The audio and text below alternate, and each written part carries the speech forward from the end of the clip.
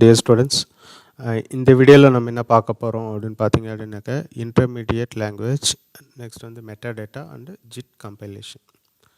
So இது வந்து பார்த்தீங்க அப்படின்னாக்க டாட்நெட் பிளாட்ஃபார்மில் எழுதப்படும் ப்ரோக்ராம்களின் எக்ஸிக்யூஷன் இரு பகுதியாக நடைபெறுகிறது அப்படின்னு சொல்லியிருக்காங்க. அதாவது 2 பார்ட்டாக நடக்கும். ஒன்று வந்து பார்த்திங்க அப்படின்னாக்கா கம்பைல் டைம், அனதர் ஒன்று வந்து பார்த்திங்க அப்படின்னாக்க ரன் டைம். ஸோ கம்பைல் டைம்ன்றது என்ன நடக்கும் அப்படின்னு பார்த்திங்க அப்படின்னாக்க சோர்ஸ் கோட், அதாவது நம்ம எழுதியிருக்கல லாங்குவேஜ், ஃபார் எக்ஸாம்பிள் C# எழுதுனீங்க அப்படின்னாக்க C# எழுதின ப்ரோக்ராம் வந்து அதுக்கான கம்பைலர், அதாவது C# கம்பைலர் மூலம் என்ன பண்ணோம் அப்படின்னாக்க எரர்ஸ் இருக்கா இல்லை கரெக்டாக இருக்கா, கோடிங் வந்து எல்லா சின்டெக்ஸும் கரெக்டாக இருக்கா அப்படின்றத என்ன பண்ணோம் அப்படின்னாக்க செக் பண்ணிவிட்டு கம்பைல் பண்ணி ஒரு ஒரு ஒரு பைட் கோடை என்ன பண்ணோம் அப்படின்னாக்க கன்வெர்ட் பண்ணும். ஸோ அந்த பைட் கோடை தான் நீங்கள் என்ன சொல்லுவீங்க அப்படின்னாக்க காமன் இன்டர்மீடியட் லாங்குவேஜ் அல்லது CIL, காமன் இன்டர்மீடியட் லாங்குவேஜ்னு சொல்லுவீங்க, அல்லது மைக்ரோசாஃப்ட் இன்டர்மீடியட் லாங்குவேஜ் அப்படின்னு சொல்லுவீங்க, MSIL. ஸோ இதுதான் என்ன சொல்கிறீங்க அப்படின்னாக்க கம்பைல் டைம் அப்படின்னு சொல்கிறீங்க. அதே வந்து பார்த்தீங்க அப்படின்னாக்க ரன் டைம்ன்றது என்னென்னு பார்த்தீங்க அப்படின்னா ஏற்கனவே கம்பைல் செய்யப்பட்டு, அதாவது கம்பைல் செய்யப்பட்டு CIL அதில் வந்து கோடாக மாற்றி வச்சுருக்கோம், பைட் கோடாக வந்து மாற்றி வச்சுருக்கோம்ல, அந்த கோடை வந்து பார்த்திங்க அப்படின்னாக்க அகெயின் வந்து CLR, காமன் ரன் டைம் என்வாயன்மெண்ட்டில் வச்சு ஜஸ்டின் கம்பைலரை யூஸ் பண்ணி என்ன பண்ணுறோம் அப்படின்னாக்க ஹார்ட்வேருக்கு புரிகிற மாதிரியான லாங்குவேஜ், அதாவது நேட்டிவ் மிஷின் கோடாக என்ன பண்ணோம் அப்படின்னாக்க கன்வெர்ட் பண்ணி ப்ரோக்ராம்ஸை வந்து ரன் பண்ணுறோம். ஸோ இந்த பார்ட், அதாவது ஆல்ரெடி MSIL கோடாக இருக்குது இல்லை, ஸோ அந்த லாங்குவேஜ் உள்ள கோடை வச்சு எடுத்து CLRயில் வச்சு ஜஸ்டின் கம்பைலர் மூலம் என்ன பண்ணுறோம் அப்படின்னாக்க அது வந்து நேட்டிவ் மிஷின் கோடாக கன்வெர்ட் பண்ணுறோம். ஸோ இந்த ப்ராசஸை தான் நீங்கள் என்ன சொல்கிறீங்க அப்படின்னாக்க ரன் டைம் அப்படின்னு சொல்கிறீங்க. அதுக்கு முன்னாடி சோர்ஸ் கோடாக இருக்கிறது அதுக்கான, ஃபார் எக்ஸாம்பிள் C#க்கான கம்பைலரை வச்சு, ஸோ அது வந்து நீங்கள் என்ன பண்ணுறீங்கன்னா அதாவது மைக்ரோசாஃப்ட் இன்டர்மீடியட் லாங்குவேஜ் கோடாக மாற்றுறோம். அதுக்கு பேர் வந்து பைட் கோடாக மாற்றி, ஸோ அந்த கோடை வந்து என்ன பண்ணுறோம் அப்படின்னாக்கா நெக்ஸ்ட் லெவலுக்கு அனுப்புகிறோம், அதாவது ரன் டைமுக்கு அனுப்புகிறோம். ஸோ இந்த மாதிரி சோர்ஸ் கோடுக்கான கம்பைலரை வச்சு நம்ம என்ன பண்ணுறோம் அப்படின்னாக்கா ஒரு இன்டர்மீடியட் லாங்குவேஜ் வந்து க்ரியேட் பண்ணுறோம். ஸோ அந்த இன்டர்மீடியட் லாங்குவேஜ் வந்து பார்த்திங்க அப்படின்னாக்கா காமன் இன்டர்மீடியட் லாங்குவேஜ்னு சொல்லலாம், அல்லது software intermediate language, Microsoft intermediate language அப்படின்னுட்டும் நீங்கள் சொல்லலாம். ஸோ இதை தான் நீங்கள் என்ன சொல்கிறீங்க அப்படின்னாக்க கம்பைல் டைம் அப்படின்னு சொல்கிறீங்க. ஸோ அந்த மைக்ரோசாஃப்ட் இன்டர்மீடியட் லாங்குவேஜ் கோடாக இருக்கிறத CLRயில் வச்சு, CLRயில் இருக்கிற ஜஸ்டின் டைம் கம்பைலரை யூஸ் பண்ணி என்ன பண்ணுறோம் அப்படின்னாக்க கோடை வந்து கன்வெர்டட் டு நேட்டிவ் மிஷின் கோடாக கன்வெர்ட் பண்ணி, ஸோ அது வந்து மிஷின் இண்டிபெண்ட் கோடாக மாற்றி நம்ம என்ன பண்ணுறோம் அப்படின்னாக்க ரன் பண்ணுறோம். இதை நீங்கள் என்ன சொல்கிறீங்க அப்படின்னாக்கா ரன் டைம் அப்படின்ட்டு சொல்கிறோம். சரியா, இதுதான் வந்து இங்கே தியரி பார்ட்டாக உங்களுக்கு வந்து கொடுத்துருப்பாங்க. சரிங்களா, இதுக்கான ஒரு எக்ஸாம்பிள் வந்து இங்கே கொடுத்துருக்காங்க. இதுக்கான ஒரு எக்ஸாம்பிள் வந்து கீழே அடுத்த இதில் கொடுத்துருக்காங்க. அதாவது VB.NETல எழுதப்பட்ட ஒரு கோடு, சோர்ஸ் கோடை என்ன பண்ணுறோம் அப்படின்னாக்க விசுவல் பேசிக் கம்பைலர் யூஸ் பண்ணி நம்ம என்ன பண்ணுறோம் அப்படின்னா VB.exe, அது VBC.exe கன்வெர்ட் பண்ணுறோம். ஸோ அந்த EXE கன்வெர்ட் பண்ணுறது வந்து பார்த்திங்க அப்படின்னாக்கா ஒரு இன்டர்மீடியட் லாங்குவேஜாக கன்வெர்ட் ஆகிடுச்சு, IL லாங்குவேஜ் ஃபைலாக கன்வெர்ட் ஆகிட்டு, ஸோ இந்த IL லாங்குவேஜில் இருக்கிற அந்த ஃபைல் வந்து send it to just in time compiler. So இந்த ஜஸ்டின் டைம் கம்பைலர் வந்து பார்த்திங்க அப்படின்னாக்க இந்த IL ஃபைலாக இருக்கிறத என்ன பண்ணோம் அப்படின்னாக்க எக்ஸிக்யூட் ஃபைலாக மாற்றிட்டு மிஷினுக்கு எப்படி புரிஞ்சுக்குவோம் அந்த மாதிரியான வடிவத்தில் என்ன பண்ணிட்டோம் அப்படின்னாக்க கொண்டு வந்து சேர்த்துறோம், அதாவது நேட்டிவ் மிஷின் கூட மாற்றிடும். ஸோ மாற்றிட்டு ரன் பண்ணும். சரிங்களா, அப்படி ரன் பண்ணும்போது இந்த ஜஸ்டின் டைம் கம்பைலர் என்னென்ன வேலைகளை செய்யும் அப்படின்னு பார்த்தீங்கன்னா கான்ஸ்டன்ட் போல்டிங், அது நெக்ஸ்ட் வந்து பார்த்திங்க அப்படின்னா காமன் சப் எக்ஸ்பிரஷன் எலிமினேஷன், சரியா, dead store and dead code elimination. So இங்கே dead store and dead code எலிமினேஷன்னா தேவையில்லாத ஃபைல்ஸை மற்றும் தேவையில்லாத மெமரிஸை என்ன பண்ணும் அப்படின்னாக்க எலிமினேட் பண்ணும். அதே மாதிரி பார்த்திங்கன்னா மெத்தட் இன்லைன், அதே மாதிரி register allocation, code motion of loop invariants, so loop unrolling, இந்த மாதிரியான வேலைகள் எல்லாம் என்ன செய்யும் அப்படின்னு பார்த்தீங்க அப்படின்னாக்க ஜிட் கம்பைலர் வந்து செய்யும்.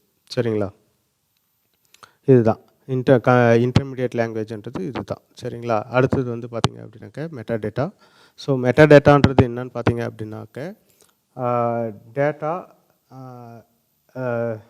ஒரு டேட்டாவை பற்றியான டேட்டாவை வச்சுட்ருக்கிறதுக்கு பேர் தான் வந்து நீங்கள் என்ன சொல்லுவீங்க அப்படின்னாக்கா மெட்டா டேட்டா அப்படின்னு சொல்லுவீங்க. ஸோ இங்கே மெட்டா டேட்டா எப்படி பார்த்தீங்க எங்கே இருக்கும் அப்படின்னு பார்த்தீங்க அப்படின்னாக்கா ஜஸ்டின் கம்பைலரில் ஒரு டேபிள் வந்து க்ரியேட் ஆகும். அந்த டேபிளில் என்ன டேட்டாஸ் இருக்கும் அப்படின்னு பார்த்தீங்க அப்படின்னாக்கா நம்ம எழுதியிருக்கல சோர்ஸ் கோட், அந்த சோர்ஸ் கோடில் யூஸ் பண்ண கிளாஸஸ், வேரியபிள்ஸ், மெத்தட்ஸ், அந்த ரிட்டன் டைப்பு, பேராமீட்டர்ஸ் ஆகிய அதை பற்றியான கம்ப்ளீட் டீட்டெயில்ஸ் வந்து என்ன பண்ணியிருக்கோம்னா அந்த டேபிளுக்குள்ளே இருக்கும். மறுபடியும் சொல்கிறேன், மெட்டா டேட்டான்றது என்னன்னு பார்த்தீங்கன்னா அப்படின்னா ஒரு டேட்டாவை பற்றிய டேட்டா ஆகும். சரியா, ஒரு டேட்டா இருக்கும், அதை பற்றி டீட்டெயில்டு டேட்டாவை வந்து அது வச்சுட்ருக்கோம். ஸோ அதுதான் என்ன சொல்கிறோம் அப்படின்னாக்கா மெட்டா டேட்டா அப்படின்னு சொல்கிறோம். ஃபார் எக்ஸாம்பிள் ஒரு ப்ரோக்ராம் எழுதுறீங்க, இந்த ப்ரோக்ராமை கூட வச்சுக்கங்களேன். இந்த ப்ரோக்ராமில் ஒரு 10 கிளாஸ் எழுதிருக்கீங்க, அதில் ஒரு 20 மெத்தட்ஸ் யூஸ் பண்ணியிருக்கேன், வேரியபிள்ஸ் ஒரு 20 வேரியபிள்ஸ் யூஸ் பண்ணியிருக்கீங்க அப்படின்னா இதனுடைய கம்ப்ளீட் டேட்டா என்ன பண்ணோம் அப்படின்னாக்கா ஜஸ்டின் கம்பைலர், அதாவது காமன் லாங்குவேஜ் இன்டர்ஃபேஸாக மாறும் அப்படின்னு சொன்னோம்ல, MSIL. ஸோ அந்த டைமில் என்ன ஆகும் அப்படின்னா ஒரு டேபிள் ஒன்று க்ரியேட் ஆகும். அந்த டேபிளில் என்ன எந்த மாதிரியான இன்ஃபர்மேஷன்ஸ் இருக்கும் அப்படின்னா இந்த சோர்ஸ் கோடில் யூஸ் பண்ணியிருக்கிற அந்த கிளாஸஸ், 10 கிளாஸஸ் சொன்னல, 10 கிளாஸஸ், 20 மெம்பர்ஸ் அதெல்லாம் சொன்னல. ஸோ அதனுடைய கம்ப்ளீட் டீட்டெயில்ஸ் என்ன இருக்கும் அப்படின்னாக்கா ஒரு டேபிள் வடிவில் என்ன இருக்கும் அப்படின்னாக்கா ஸ்டோர் ஆகிருக்கும். அதை தான் நீங்கள் என்ன சொல்லுவீங்க அப்படின்னாக்கா மெட்டா டேட்டா அப்படின்ட்டு சொல்லுவீங்க. அதுதான் இங்கே சொல்லியிருக்காங்க என்று பெயர், மெட்டா டேட்டா என்று பெயர் அப்படின்ட்டு இங்கே சொல்லியிருக்காங்க. சரியா, இதுதான் என்ன சொல்கிறாங்க அப்படின்னாக்கா ஜஸ்ட்டு இந்த சோர்ஸ் கோடை கன்வெர்ட் பண்ணி எம்எஸ்ஐஎல் கோடாக மாறுதுன்னு சொல்லல. ஸோ இந்த எம்எஸ்ஐஎல் கோடில் வந்து பார்த்திங்க அப்படின்னா ஒரு டேபிள் ஒன்று க்ரியேட் ஆகும். ஸோ அந்த டேபிளில் வந்து என்ன இன்ஃபர்மேஷன்ஸ் இருக்குன்னா இந்த சோர்ஸ் கோடினுடைய கம்ப்ளீட் டீட்டெயில், கிளாஸ் எத்தனை கிளாஸ் யூஸ் பண்ணியிருக்காங்க, வேரியபிள்ஸ் என்ன யூஸ் பண்ணியிருக்காங்க, அதுதான் இங்கே சொல்லியிருக்காங்க பாருங்கள். Classes, variables, methods, return type, parameters. So இது எல்லாத்தையும் என்ன வச்சுருக்கோம் அப்படின்னாக்கா இந்த மெட்டா டேட்டான்ற ஒரு டேபிளுக்குள்ளே இன்ஃபர்மேஷன்ஸ் இருக்கும். சரிங்களா, இது எக்ஸிக்யூட் பண்ணும்போது, அதாவது நேட்டிவ் கோடு எக்ஸிக்யூட் பண்ணும்போது ஜஸ்டின் கம்பைலர் வந்து அதை எடுத்து பார்த்து அதை வந்து நேட்டிவ் கோடை என்ன பண்ணோம் அப்படின்னாக்கா ஜென்ரேட் பண்ணும். சரிங்களா, இதுதான் வந்து மெட்டா டேட்டா. ஸோ மெட்டா டேட்டாவில் என்னென்ன மாதிரியான இன்ஃபர்மேஷன்ஸ் இருக்கும் அப்படின்னு பார்த்தீங்க அப்படின்னா அசம்பிளி பற்றி என்னென்ன இன்ஃபர்மேஷன்ஸ், அதாவது டிடிஎல் என்னென்ன யூஸ் பண்ணியிருக்கீங்க, dynamic linking library DLL, so அது என்னென்ன யூஸ் பண்ணியிருக்கீங்க அப்படின்றத வந்து டீட்டெயில்டாக உங்களுக்கு வந்து வச்சுருக்கோம்.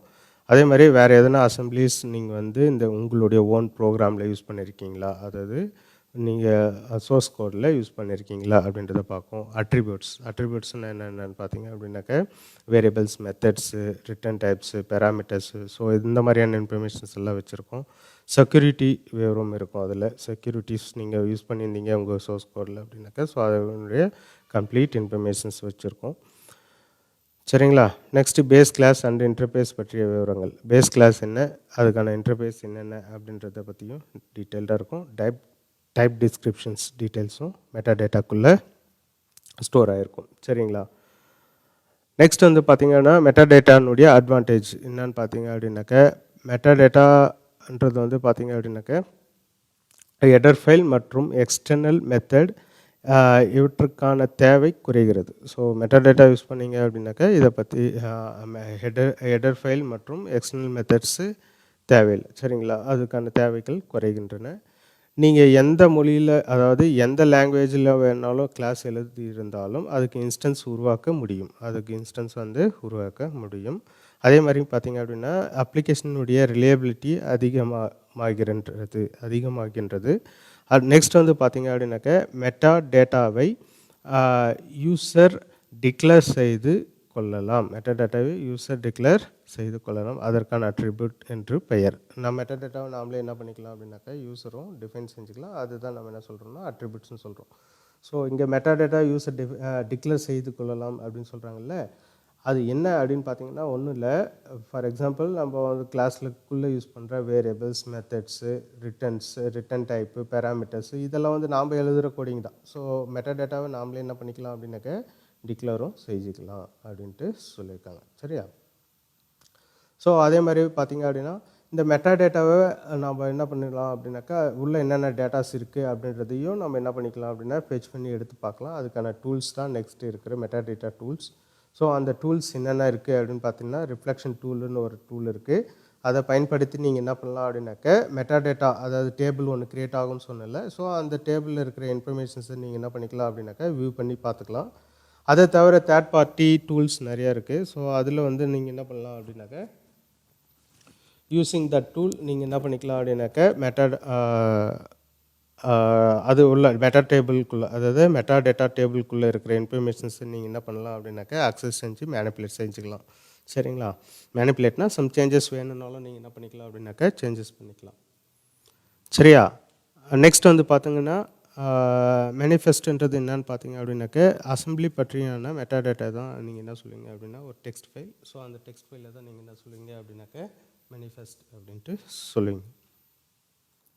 சரிங்களா? இது வரைக்கும் நம்ம என்னென்ன பார்த்தோம் அப்படின்னு பார்த்தீங்க அப்படின்னாக்க இன்டர்மீடியட் லாங்குவேஜ்னால் என்னென்னு பார்த்தோம், மெட்டா டேட்டானா என்னென்னு பார்த்தோம், அடுத்தது வந்து ஜஸ்டின் கம்பைலேஷன்னா என்ன அப்படின்றத பார்த்தோம். நெக்ஸ்ட் கிளாஸில் நம்ம என்ன பார்க்கலாம் அப்படின்னு பார்த்தீங்க அப்படின்னாக்க ஆட்டோமேட்டிக் மெமரி மேனேஜ்மெண்ட்னா என்ன அப்படின்றத பற்றி டீட்டெயிலாக பார்க்கலாம். சரிங்களா? தேங்க்யூ.